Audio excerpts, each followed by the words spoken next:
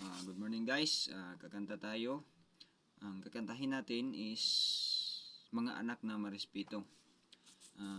Ngayon, yo, yo, yo.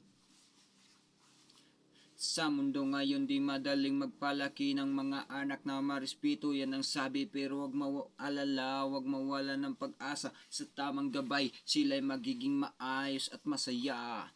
Mga anak na marespeto, yan ang ating hangad sa magulang sa kapwa. Sila'y laging magalang sa salita at sa gawa. Respeto ipakita, yan ang susi sa magandang kinabukasan nila.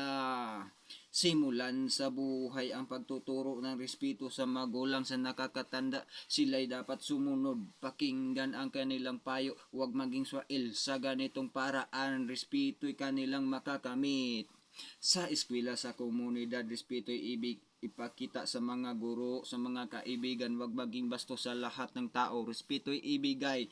Yan ang tanda ng isang tunay na edukado.